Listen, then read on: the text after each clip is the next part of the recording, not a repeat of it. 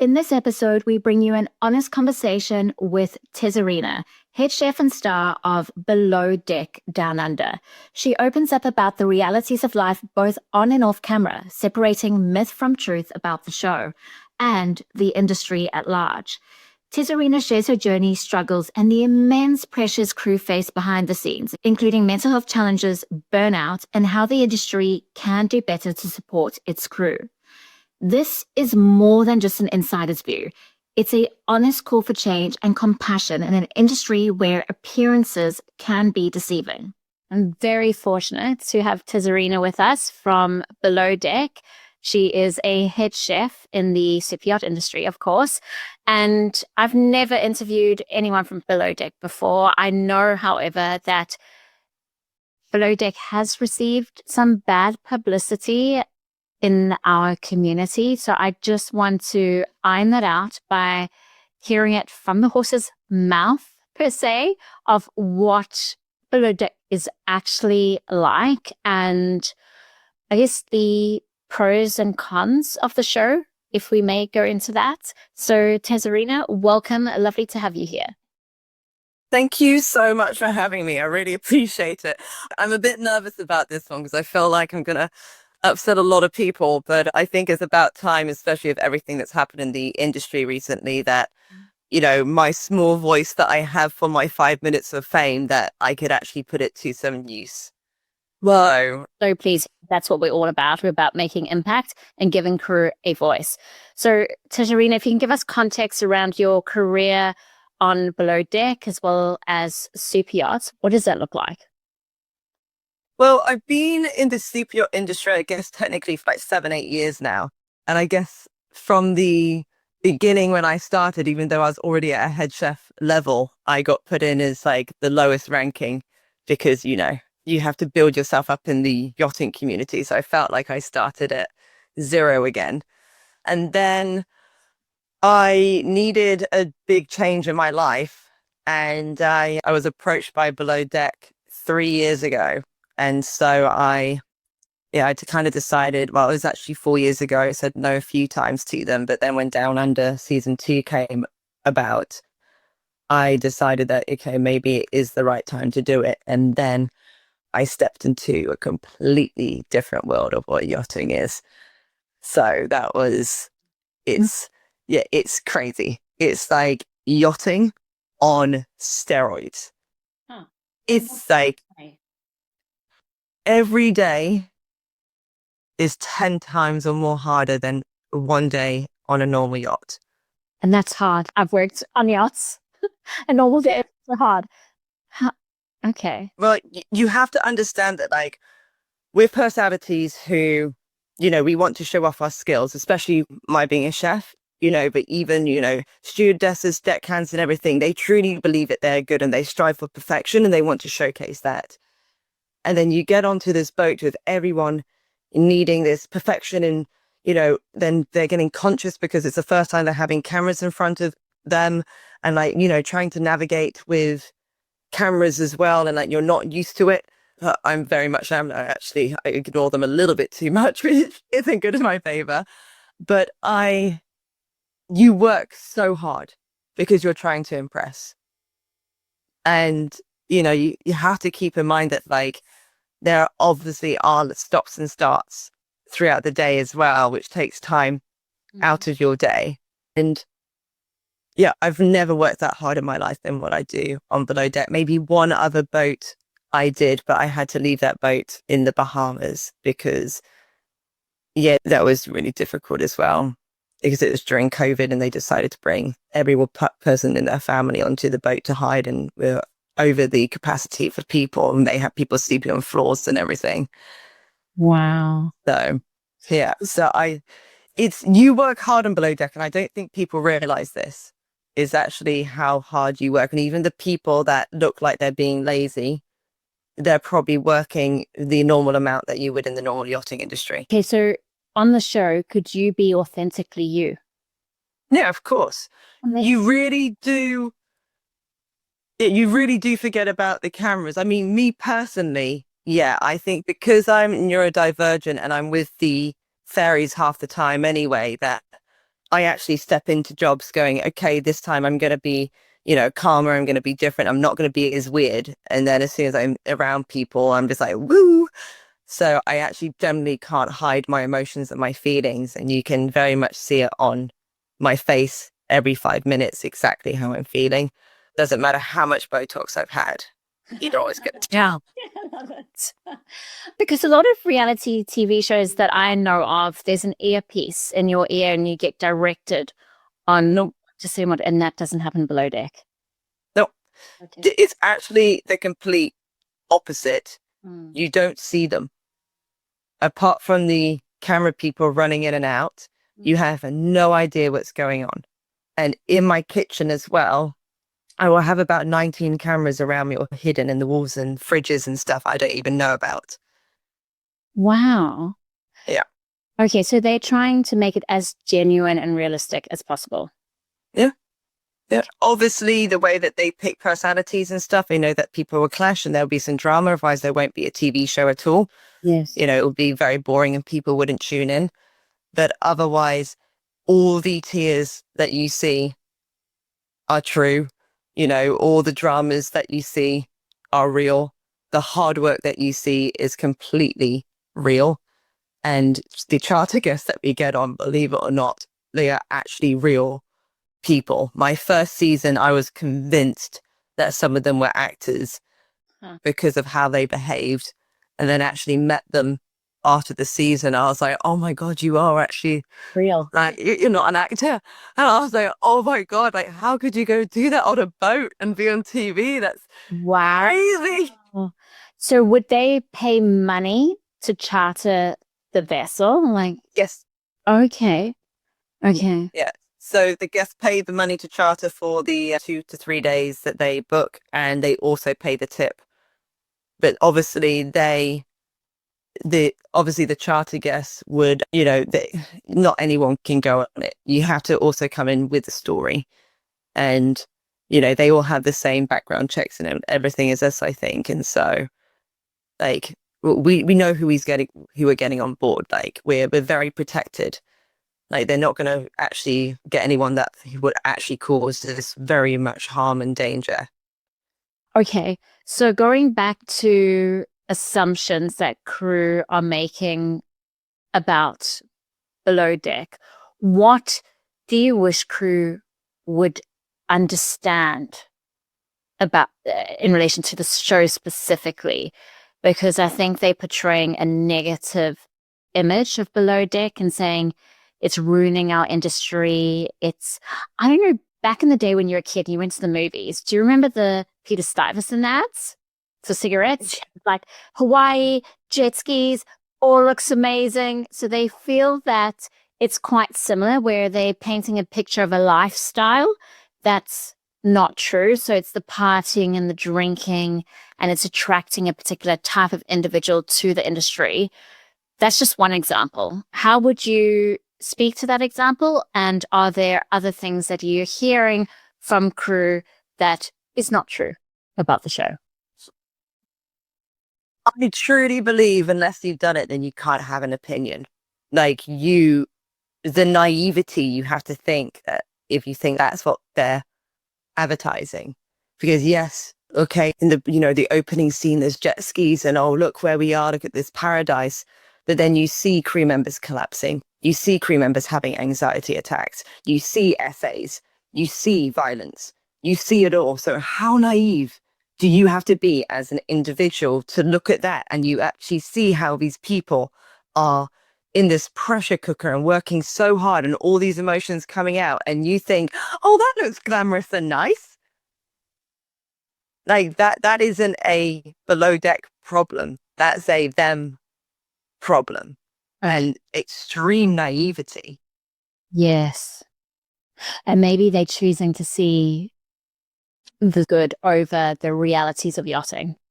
Yeah, absolutely. And it's also just like, so you don't want to, hire people from below deck because, you think that they're a certain type of person. Yes, I've heard that one. Yeah. But we get background checks, we get psych tests. And I know this is such a classic thing for below deck people to say, but you're watching a 40-minute episode of 2 days, and each character will probably get 10 minutes of airtime.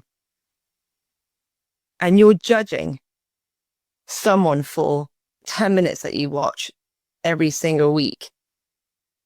It's just, for me, it really blows my mind, and yes, a lot can happen in those 10 minutes, but it's either all the best parts or the worst parts of that day. Is some of the people that I've seen who've come out below deck looking terrible.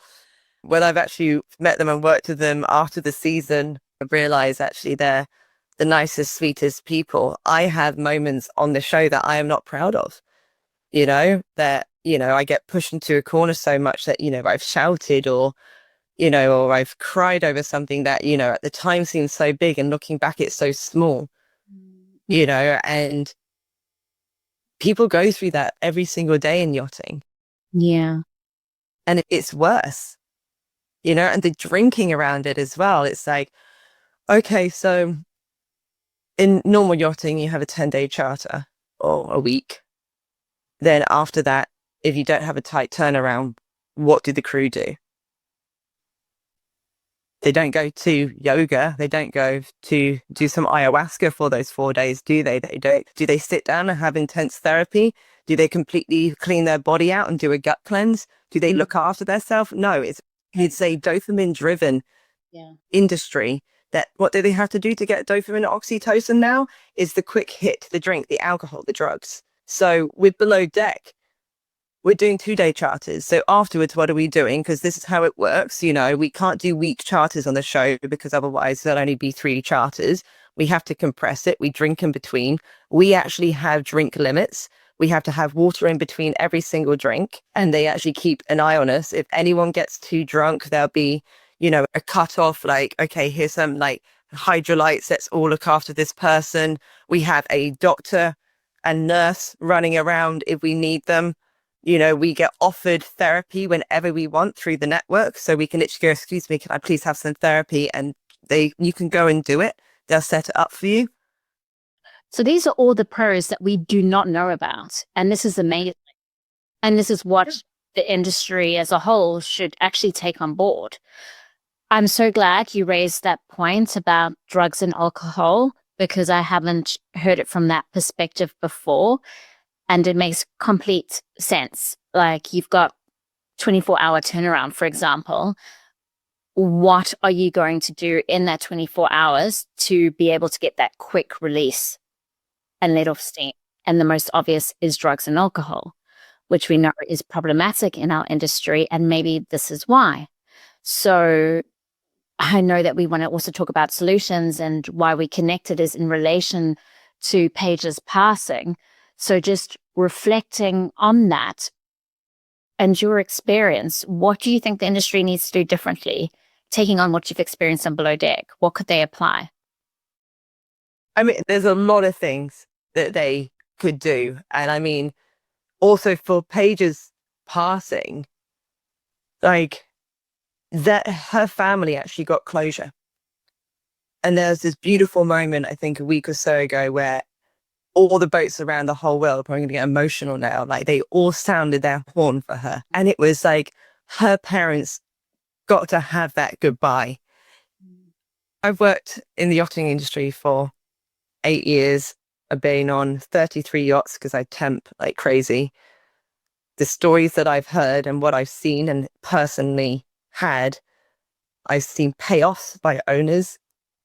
I've known a lot of people to pass away in the industry, even chefs dying of exhaustion in the kitchen and literally on the floor, paid off, silenced. Like, we actually managed to have footage for Paige and show and let the whole yachting, community grieve, when the amount that I know that's hidden is the most disgusting part. Oh gosh. And even, if I've been on a lot of boats, 9 of them I've been sexually harassed and then fired the next day because I rejected the person. And that's in 33 boats in 7 years and 9 of them. So that's kind of like my percentage. And so it's like, so what can we do to change this? The bare minimum should be in your ENG1, you're having a full site test. Like that's the bare minimum. The other bare minimum is that you actually do a background check. You know, the other options, which should possibly even be bare minimum, is that crew have to have mandatory therapy in that off day in between. The owners or the yacht company should pay for therapy for all the crew, even if it's just a check-in for 5 minutes, because, you know, like a Scottish engineer might think it's stupid and he can just go in and be like, you know, yeah, it's all fine. But maybe 2 months after being on charter, he might actually decide to open up if that option's there and it's mandatory. You know, you never know. And you know, it also helps with like the drama and the bitchiness on board as well, because if you have a professional to speak to, then maybe you won't speak to another person like that, you know, because you'll be like, oh no, I won't bring it up with her today, you know, because I've got therapy in 5 days time, so I'll wait for that. Yes. You know, and I've worked for companies on land that have basically, and these are really high-end companies, like, you know, high-end ski resorts and different chefing companies that I worked for, and even like Michelin star restaurants as well, where they've put us into a color bracket. And so we have to do these insane tests, like, and an interview, and then write, you know, think like you have to like answer all the questions in the box and everything. And they put your personality into a color.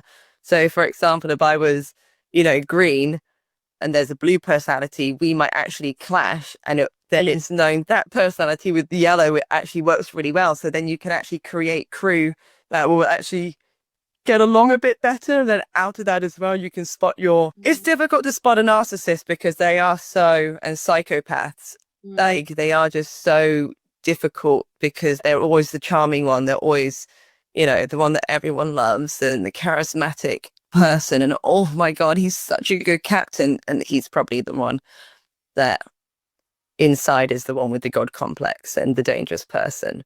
Because that's the other thing as well, isn't it? Is that these captains, you know, I've worked with some incredible captains before, still do. And there's just some of them that just have such a power trip and God complex. Like as soon as you lift that anchor up, like my Lord, like it's what the captain says. Anything goes what the captain says. So who are you giving all that power to? Yeah. And I think we need to stand up against it, because it's not enough for the owner to like the captain who is so destructive and what happens behind the scenes that the owner doesn't see, but maybe shore-based companies know of because they get the complaints and the reports. And this is what frustrates me about our reporting procedure. You know, it's another document saying, yes, we're doing it, but my question is, how effective is it really? Is it doing the job that it's meant to do? There's a fact that crew are kept silent, as you highlighted.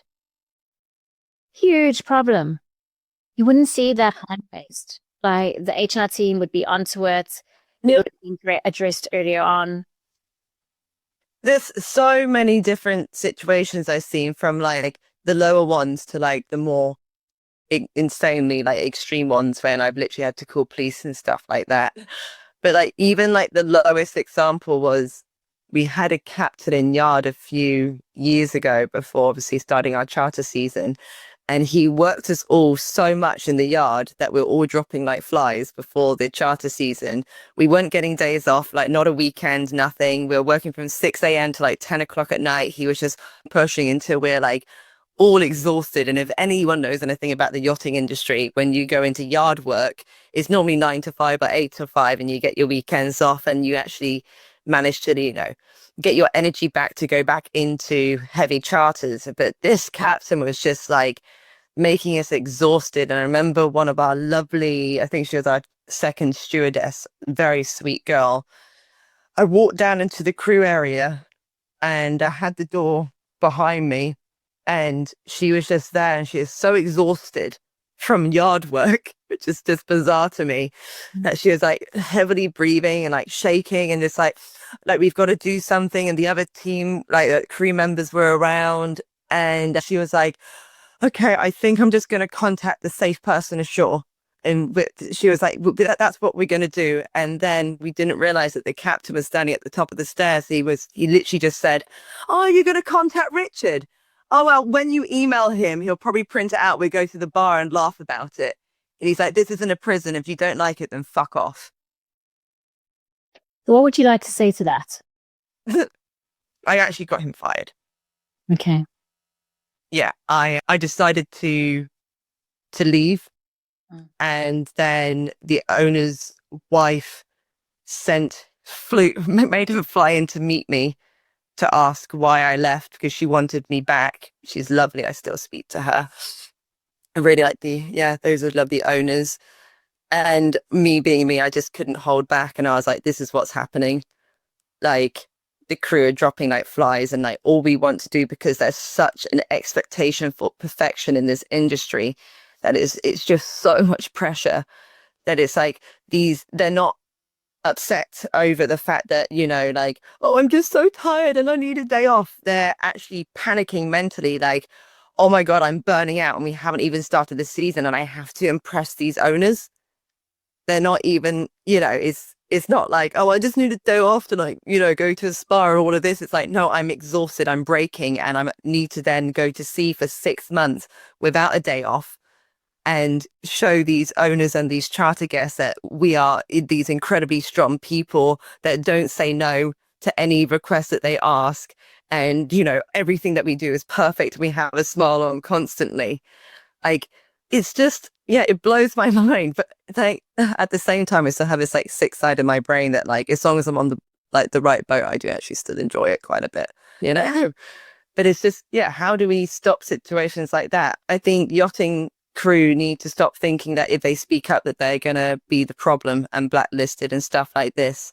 All the time I've seen problems on boats and I'm literally just like, well, go bring it out with someone, like, even I had a captain that was scared of one of my owners, and I don't know why. He was just really nervous of the owner of the boat. And so I used to be like the third person a bit, because I used to fish with the owner at the end of the day. He's lovely. Again, still talk to him. He's an amazing person.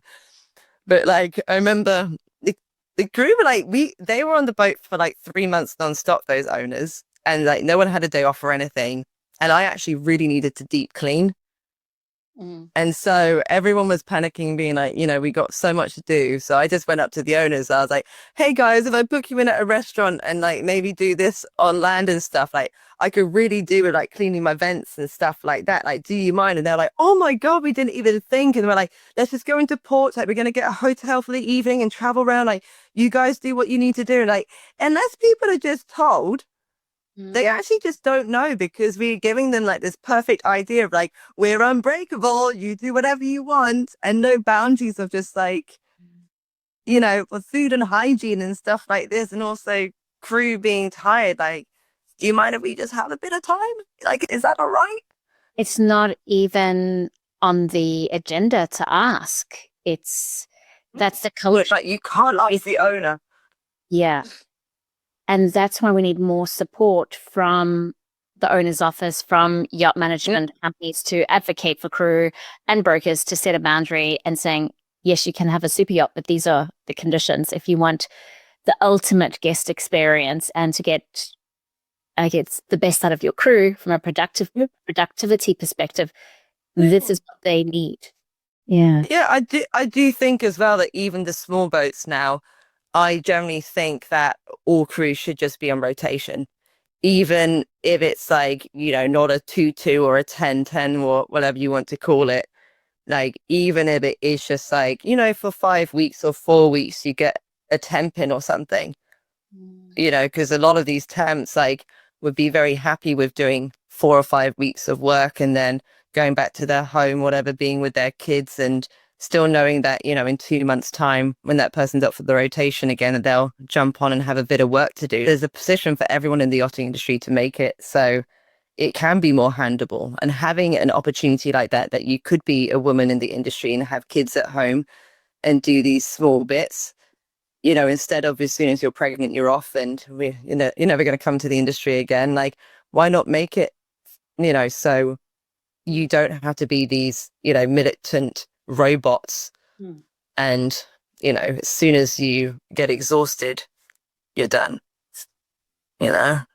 So if you were a producer on Below Deck and wanted to showcase more of the positive angle, so introducing therapy on board and hours of rest and how to manage a difficult guests or owners. I know this is a random question, but have you thought of any creative ideas? And I was asked to be on Below Deck maybe 4 years ago as a crew manager, and I was like, oh, that's not what I do. But if you want like a therapist to come on board, I think that would make interesting content. And it's also helpful because it's unpacking human behavior and how we can better self-regulate our emotions. And I think there's a lot of learning that can come from that. So if you wanted to use the show to showcase something positive, what angle would you focus on? Oh God, I don't even know if I'm allowed to say this because there's something that I almost want to scream about that they do, which they don't show. And it's that we get this time in between every charter to one, actually rest a bit, even though we're normally hanging out our asses. I don't rest, but the other team members do. I have a lot to do with paperwork and organizing and stuff like this, and I just don't stop until something's done. But there's this gap where basically we have the opportunity for therapy and we have to have a mandatory HR meeting. And I don't know if I'm allowed to say that. So it's like showing maybe that day where like you can't, but the thing is like you can't show people's therapy, you can't show doctor's appointments, and you can't show HR because it's all illegal. But maybe like, cause even I used to announce it because I would sometimes have therapy during charter on Below Deck. And then I would also, in between the charters, everyone knew that as soon as that kitchen's closed down, then the guests are done and everything, depending what time zone we're in. So like my therapist wakes up at like 4 o'clock in the morning for me. She's insane, especially when I'm filming. I like instantly, I'm just like on the radio, like, okay, having my therapy, and everyone knows that's where I am. I take my microphone off. I start walking and finding like a quiet area and wherever we're docked and stuff. And then we have like an hour or two of therapy and come back a better person and more. And that's a small action. Like it's not going into your therapy session, but you announcing that you have normalizes that it's okay to have therapy. There's nothing wrong about it, and it makes you a better crew member and person for it. Yeah. I think I don't know. I was really unstable last season. Can you imagine without the therapy? It would have been even worse. But no, I just think that even showing like announcing it or something would be incredible. Even like a crew member going to the captain being like, hey, I'm not feeling so good. Like, do you mind if I speak to a therapist? And then even the captain could be the one who says like, yeah, like, here's their number. Is there anything else I can do? Like, how are you feeling? And just setting that example of like, hey, if you want to speak to a therapist, please do, but I'm here for you. And if there's any changes that you need, like, let's actually sit down and talk about it, but have your therapist first and then come to me if you feel like you need to. And having that open space for, not being scared to be like, hey, like, I'm not good at today. Yeah. Because you're never allowed to be like, I'm having a bad day. I'm not good today. You're just not allowed to really say it in yachting. I had one of my really amazing friends. I was in Palma cooking on a boat, and her boat was like about 5 away from me. And I had the owners on, and we're in port. And I got a phone call from her. I was like, oh God. And I had my phone like this and crying her eyes out, going, I can't do it. I can't do it. And I was like, where are you? She was like, I'm in the container at the end of the dock.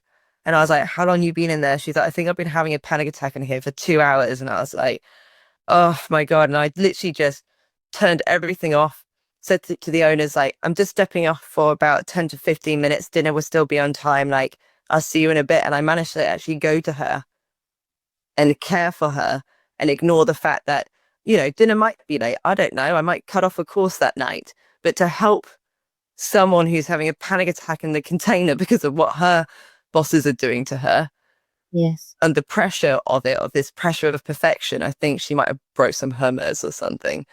But or like stained a designer t-shirt or something, and that pressure of it's like, oh my God, I ruined this really expensive thing. It's like, well, that's the risk of having expensive things. And actual rich people know that the actual rich people are normally there sewing up their fucking trousers and stuff like that because, money talks and wealth whispers. So in that scenario, you would have had to have had a captain that would have been supportive and allowed you to let go and see your friend, right? Yeah, I mean, I kind of just told him. Okay. But you're a rarity in the industry. By the South think I generally think it's because like I care a lot about my jobs, obviously. And my owners normally for me or my charter guests, like I do like to excel and give them something amazing. But at the same time, I've been in therapy for years and I know my boundaries. And also I know because I've been on so many boats that if I am the one that stands up and goes, okay, here are the issues, this is what's happening, I'm bringing things to light. I don't actually care about getting fired. I think that's it. Like, there's always going to be options for me. There's always different jobs. I'm a very skilled chef of 18 years. If it's not the yachting industry, then it's a private household. If it's not a private household, I'm a nutritionist. I do gut health. There's so many different things that I do. It's like, I don't need to actually rely on having that job. For me, it's not like, oh my God, this is my whole life. This is my whole world. For me, I don't have to do it, but I want to do it. Yeah. Yeah, fair enough. And it's about, I'd say, how you reframe it, really, more than anything else. And putting things in perspective and acting according. And I always shout about this one, but acting in accordance to your values. So what is important to you as an individual? For me, personally, it's justice. And when I can see injustice, I get really upset and triggered, and I will not stand. Maybe in my early 20s, I would, because I didn't have that life experience behind me, but stay in an organization or work on board where I can see injustice going. Yeah. I mean, I do really want to highlight that, like, I don't go onto these boats and see like the smallest thing, like one girl crying, and I'm just like, oh, this is terrible and toxic. I bring things to light, like I've experienced kidnapping, human trafficking, SA, like those are I bring the extreme things to light. And I think that there's, obviously a few boats out there that are nervous to hire me. And I'm like, what are you hiding? Like, in terms of hiring you, are they afraid that you're going to call them out? No, I generally think that because I have such, an opinion and a voice, and I don't hold back with what I say. And then, I've done so much press and interviews, and now because of the show, and people know my personality on the show, that I don't really stand for bullshit too much, especially not after my last season. But I think that just because I bring awareness to many things within the industry, because I generally just want to help and I want to keep our crew members safe, that people think that I would be dramatic about the small things on board, which I'm not. I'm like, oh yeah, okay, great. Just, don't hit that person, or, don't hide their phone and all of this and keep them locked in a room. And then it'll probably be fine. There's always going to be like your basic like exhaustion dramas throughout the season. And there's the way that humans work, as you'll probably know this really well, is that in every group of humans, there always has to be a target. No one can actually, it's just the animal world is almost the same as well. It's just how humans work. So you're on this boat and you don't know who any of these people are. You're forced to be friends with them because there's nothing to be put into personality categories, like we were talking about before. So you're just chucking these people on. And throughout the season, there always has to be the person to blame. And it normally lasts a week to 2 weeks. And then they move on to the other person. And I know for a fact working on a boat normally for me is around week 6 or 7 that I know, okay, it's around that time now that I'm going to and I'm just like, target me, that's fine. Like, But I think that would also make proactive content. I know you said that you can't really showcase anything from an HR perspective because we don't have to do mandatory training around leadership, or we don't have to, at this stage, it's not mandatory to do a mental health awareness course. Don't have that education or those tools to navigate those difficult relationships. So if a crew member said on the show, I cannot cope with this particular personality. I'm really struggling. I feel like I'm being bullied. I feel isolated. I need to talk to HR to learn some skills to navigate that relationship. I think that would be amazing because Well, my last season, those are literally the words that I said to my captain. uh-huh. Yeah. I You went to was the captain for help, for guidance. yeah. I went to the captain already knowing that I had HR and everything set up. But those are literally basically the words that I said to him. I was being extremely bullied though. I was dealing with a narcissistic personality, and I was a target, and they managed to get everyone else to kind of target on me. So I was isolated. And for me, it's like the feeling of like the sacrificial lamb, of through that. And it was mentally really difficult on me going through that, and especially on national TV.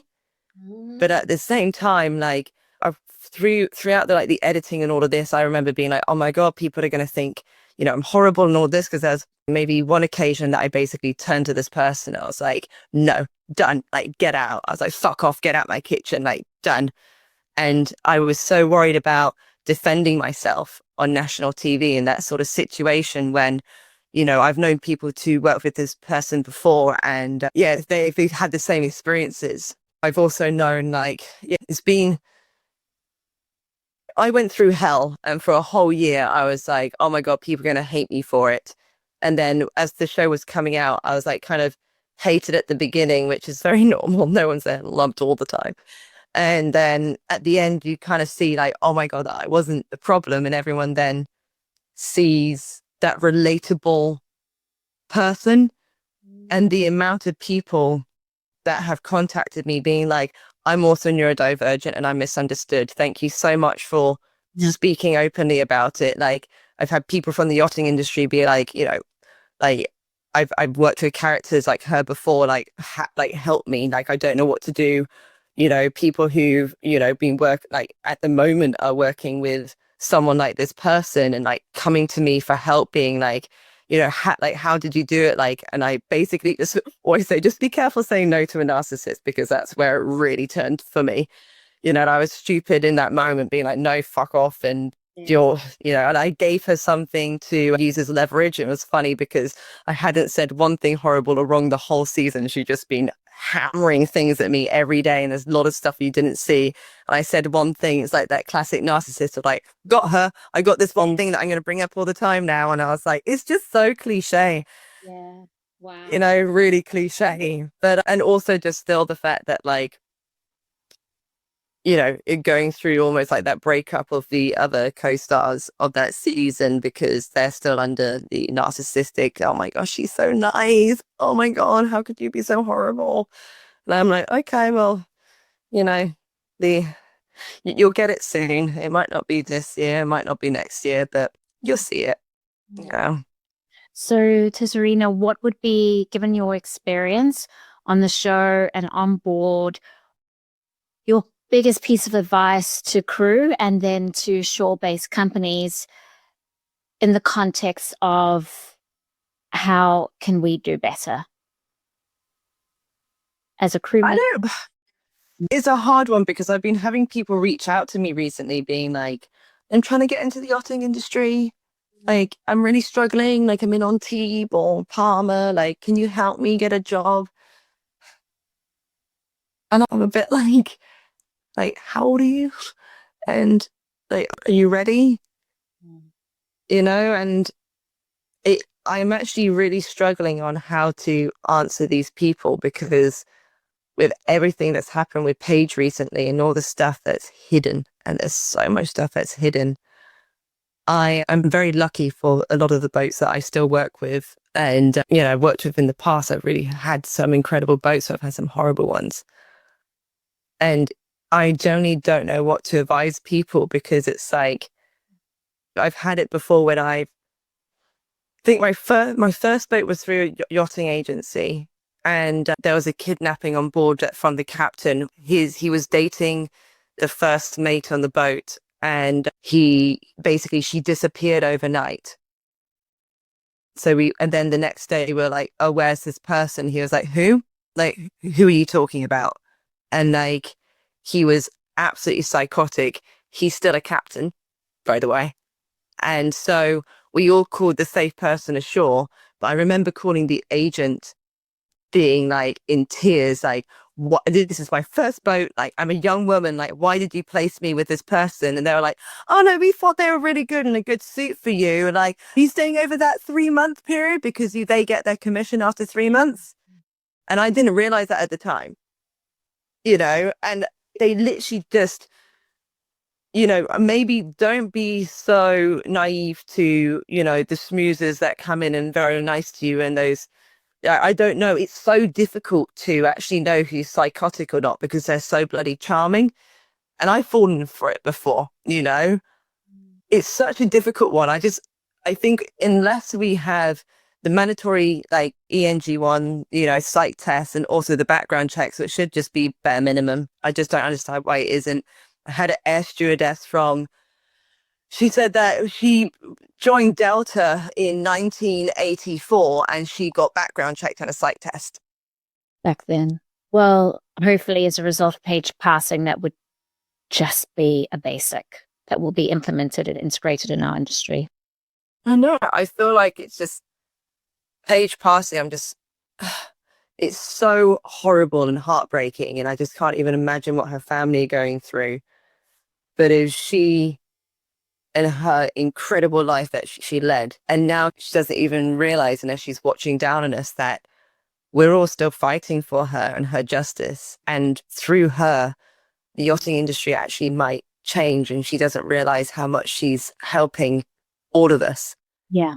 And that is all we can is hold on to that piece of hope, because that's what I'm feeling right now with all of this. I've tried to navigate and find answers around crew suicide, and I come to a crossroad because no one wants to take accountability. Not our problem. It's Port State Authority's problem. You need to speak to them. Yeah, but also, where's the press for that? And I'm talking like I know of some really insane and horrible deaths in the industry that are so hidden, and so the crew members are silenced, paid off, and just disappears, and it's a lot.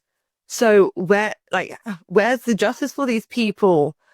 It's insane. Like, I don't understand it. Like, why isn't there, press? Obviously, sometimes the parents might not want to, but I know the amount of people that get silenced. I've been silenced before on a boat.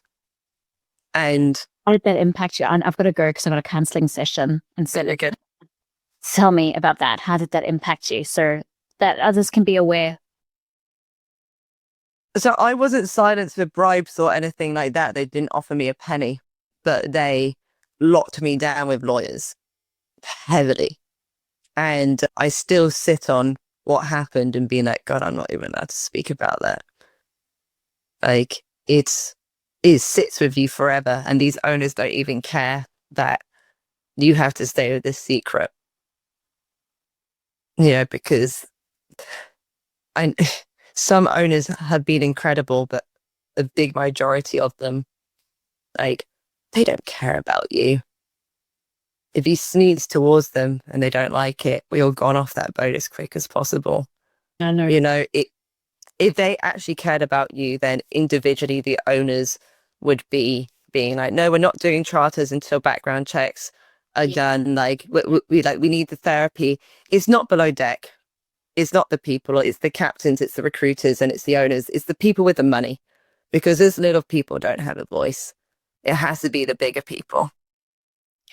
Tzarina, I can't thank you enough for your honesty and your natural way of being on an interview. It's just so refreshing, and I really appreciate it. It's my 4th interview today, so I think I'm struggling to find my words, but I've loved the time that we've spent together, and I hope that we can stay in touch and we can big impact, because you're such a strong voice. Now that I've got to know you, I've realized that, and I'd love to have you more involved. Yeah, please, like anything that I can do, like it's justice for Paige, and it's helping other young girls going into this industry understand the red flags and what to do. We need to do some safeguarding and try to help. Thank you so much. If your brand belongs in the heart of the yachting world, this is where it happens. Yachting International Radio reaches over 1 million yachting professionals and enthusiasts every month, with 77 million impressions, 220,000 social followers, and 74,000 podcast subscribers. Our hosts are insiders, crew, captains, CEOs, trusted voices shaping the industry. This is targeted, high-impact advertising in a luxury niche. Visit yachtinginternationalradio.com/advertise. Your audience is already listening.